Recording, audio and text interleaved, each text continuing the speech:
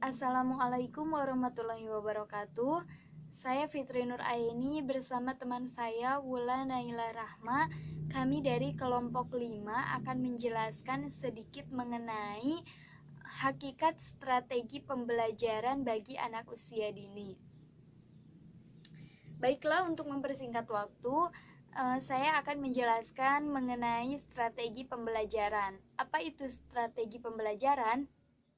Strategi pembelajaran adalah merupakan power bagi seorang guru dalam lesson study atau mendesain pembelajaran yang efektif, efisien, sehingga tujuan dalam pembelajaran bagi guru, tujuan pembelajaran itu dapat tercapai, dapat terselesaikan dengan baik.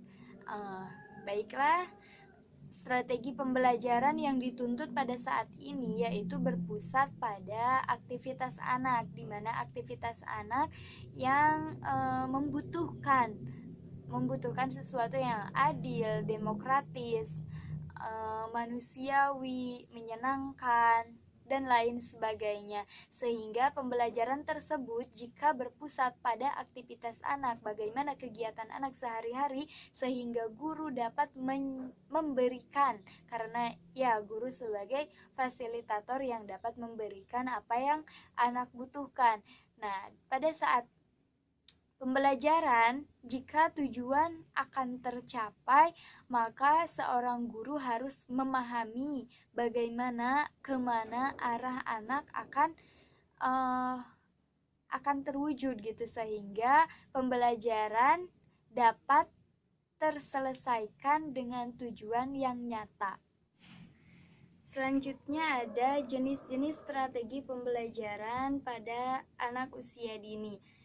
Di sini dijelaskan bahwa strategi pembelajaran bagi anak usia dini itu ada beberapa tahap. Yang pertama ada strategi pembelajaran langsung, di mana seorang guru akan bertatap muka, bertatap wajah dengan peserta didik, sehingga dapat menyampaikan berbagai informasi, menyampaikan ilmu pengetahuan dari seorang guru secara langsung kepada anak usia dini tanpa perantara.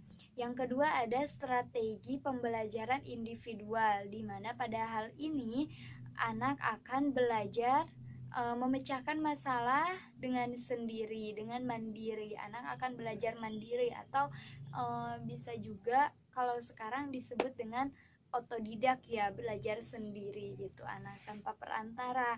Tetapi seorang guru menjadi fasilitator, membimbing gitu, memberikan arahan, anak ini harus kemana nih, anak ini harus kemana. Nah, jadi anak itu akan diarahkan, tetapi mereka akan belajar secara individual, secara sendiri. Yang ketiga ada strategi belajar kelompok. Di sini ada dinamakan ada kelompok kecil atau kelompok besar. Nah, dalam hal ini anak itu tidak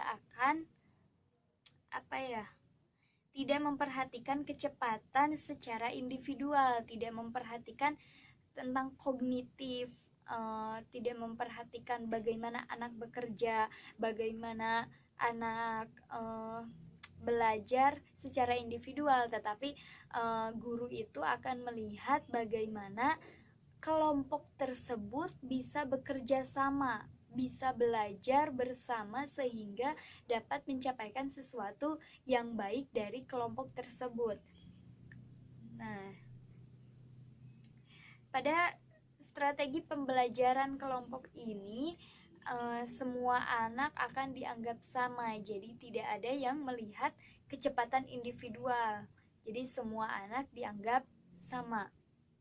Strategi pembelajaran deduktif yang keempat, ya, strategi pembelajaran deduktif, yaitu mempelajari konsep-konsep, kemudian dicari kesimpulan dan ilustrasi dari yang abstrak ke yang konkret. Nah, jadi di sini anak usia dini itu akan mempelajari apa yang diberikan oleh gurunya, konsep-konsep, kemudian mencari kesimpulan, guru akan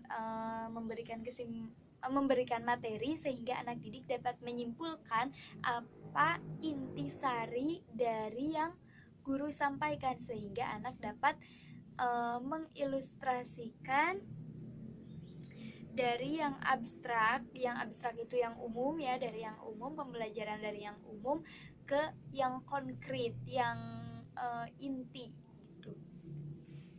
Kemudian ada strategi induktif, yaitu strategi induktif itu kebalikan dari strategi deduktif, di mana anak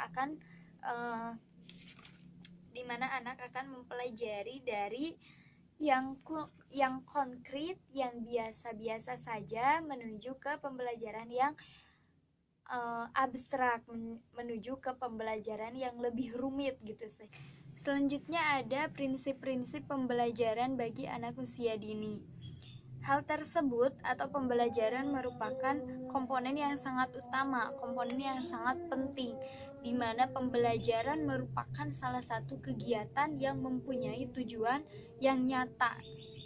Kemudian ada yang kedua, aktivitas, di mana pembelajaran dari seorang guru bukan hanya menyampaikan sebuah informasi, bukan hanya menyampaikan ilmu pengetahuan, tetapi anak harus dapat mengaplikasikan ke dalam kehidupan yang nyata. Anak dapat memperoleh pengalaman yang baru dengan aktivitas yang dia lakukan. Kemudian ada yang ketiga, individualis. Pembelajaran adalah usaha mengembangkan setiap individu anak didik. Sebaiknya standar keberhasilannya ditentukan oleh standar kepribadian guru itu sendiri. Jadi kualitas anak tergantung dari kualitas bagaimana guru itu dapat menyampaikan dan mendidik anak, sehingga keberhasilan seorang anak ditentukan dari standar keberhasilan guru itu sendiri. Yang keempat ada integritas, yaitu pembelajaran secara keseluruhan. Jadi bukan hanya masalah kognitif, tetapi sosial emosional anak, moral, agama, fisik motorik anak itu juga dipelajari dengan baik. Guru akan mengajarkan sesuatu itu secara keseluruhan, bukan hanya pengetahuan saja, tetapi dari sikap mental, emosional, sosial, dan lain sebagainya. Kemudian yang kelima ada interaktif, yaitu pembelajaran bukan hanya menyampaikan, tetapi sebagai proses mengatur lingkungan yang dapat merangsang anak untuk belajar. Nah, di sini peran guru sebagai fasilitator dan motivator itu harus berfungsi, karena setiap anak itu akan memiliki pengetahuan yang berbeda, sehingga di sini guru itu harus interaktif, harus menarik perhatian anak, sehingga anak memiliki motivasi, memiliki semangat yang tinggi untuk belajar. Kemudian yang kelima ada inspiratif, yaitu pembelajaran yang dimana membuat peserta didik itu selalu ingin mencoba sesuatu yang baru, melakukan hal-hal yang baru, mencari informasi yang baru, memecahkan masalah sendiri. Jadi guru itu harus menjadi seseorang yang dapat memberikan semangat yang baru, mendorong siswa, mendorong peserta didik untuk dapat membuat peserta didik itu penasaran dan selalu ingin mencoba, mencari informasi yang baru, sehingga dapat memecahkan masalahnya sendiri, mandiri, tanpa ada ketergantungan. Anak tidak akan bergantung kepada siapapun, termasuk kepada guru atau orang tua. Yang ketujuh ada menyenangkan. Di sini prinsip-prinsip pembelajaran itu yang menyenangkan. Jadi seorang guru harus membawa suasana pembelajaran itu menjadi menyenangkan bagi anak, sehingga anak akan lebih bersemangat lagi, termotivasi lagi untuk belajar dengan sungguh-sungguh. Anak bebas dari rasa takut, pembelajaran tidak menegangkan. Nah, sehingga anak akan merasa bahwa pembelajaran itu asik nih, menyenangkan nih. Nah, seperti itu. Kemudian Yang kedelapan ada menantang. Di sini tantangan pembelajaran ini untuk mendorong kemampuan berpikir anak serta merangsang kerja otak anak secara maksimal. Jadi contohnya misalkan diajak bermain puzzle gitu kan, anak akan rumit nih, bagaimana nih cara menyelesaikannya. Nah, itu kan sesuatu hal yang menantang bagi pekerjaan anak, menantang bagi pemikiran anak, sehingga anak dapat melakukan hal tersebut gitu, penasaran terhadap hal itu. Kemudian yang terakhir ada motivasi. Nah, prinsip pembelajaran di sini tidak terlepas dari motivasi, sehingga anak itu dapat memotivasi dari dalam dirinya, dari lingkungan juga ya. Motivasi itu sangat penting bagi kepribadian anak, bagi pembelajaran anak, sehingga anak bisa dapat belajar dengan baik, bisa dapat menyerap informasi dengan baik, melaksanakan sesuatu yang baik jika ada dorongan dari dalam dirinya, dorongan dari lingkungan, terutama ya bagi anak usia dini itu, karena anak belum berpikir nih bagaimana. Nah, jadi sikap kita sebagai orang dewasa untuk mencapai kepada tujuan pembelajaran yang nyata, tujuan pembelajaran yang baik, maka harus mendorong anak, memotivasi anak agar anak bisa lebih bersungguh-sungguh. Sekian dari saya. Selanjutnya akan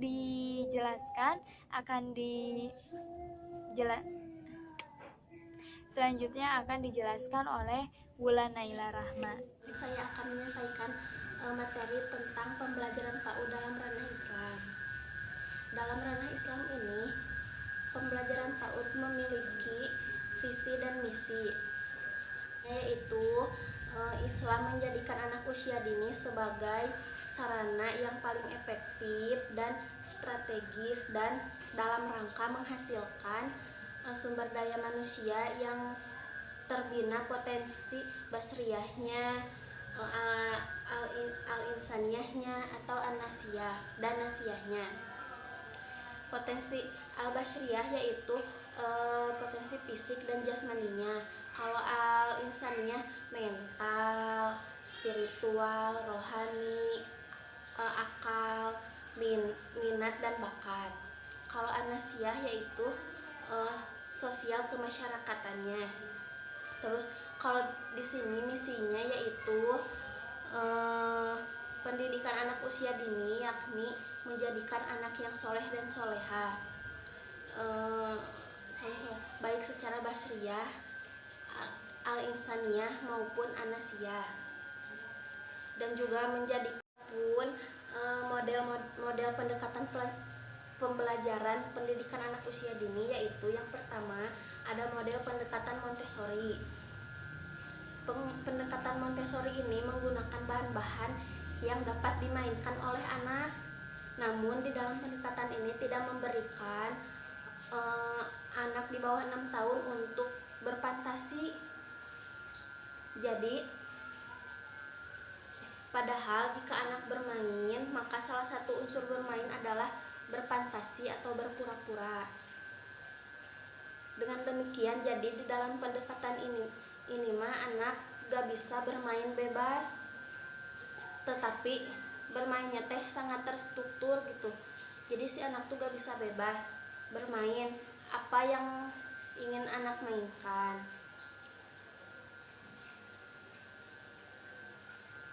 Sehingga imajinasi si anak tuh tidak dapat berkembang.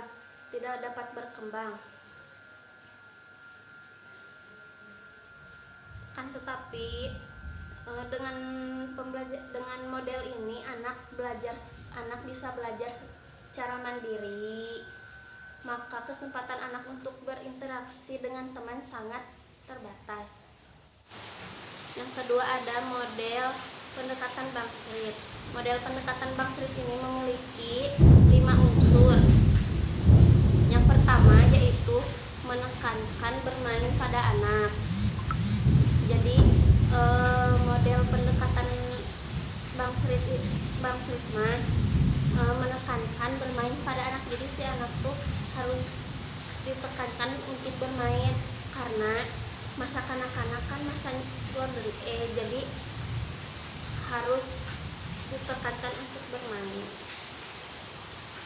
Yang kedua, anak aktif dalam mengonstruksi pemahaman mereka tentang dunia dengan melalui interaksi dengan benda-benda yang ada di sekitarnya. Yang ketiga, mempertimbangkan anak secara keseluruhan. Yang keempat, melibatkan orang tua dan membangun komunikasi dengan orang tua. Yang kelima, peranan guru sebagai pengamat dan fasilitator pembelajaran. Yang ketiga, ada model pendekatan high scope. Model pendekatan high scope memiliki 6 prinsip dasar, yaitu yang pertama, berdasarkan teori konstruksi Piaget, dan yang kedua, meningkatkan pembelajaran aktif. Yang ketiga, mementingkan benda-benda yang dapat dimanipulasi. Yang keempat, adanya peranan orang dewasa di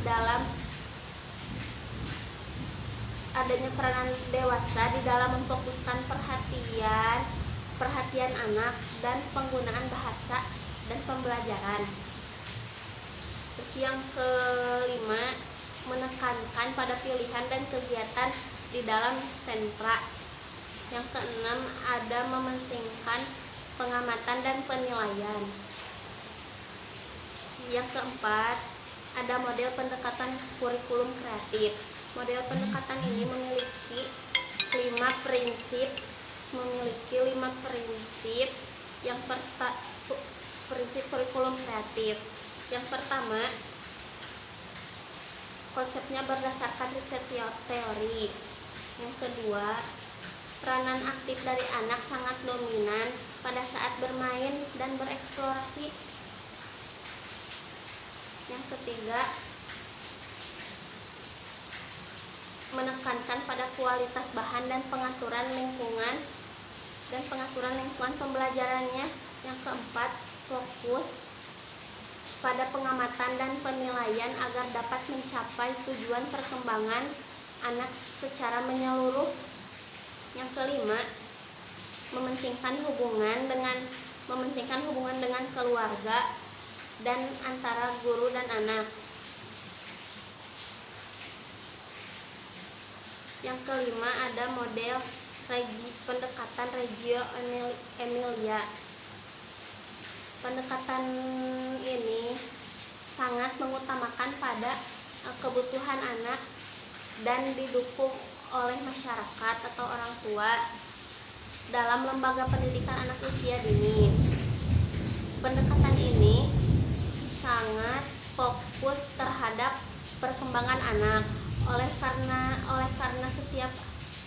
itu, setiap anak perlu diberikan kesempatan untuk mengembangkan seluruh kemampuan dan potensi-potensi yang dimilikinya agar kecerdasan anak dapat tumbuh dan berkembang secara optimal.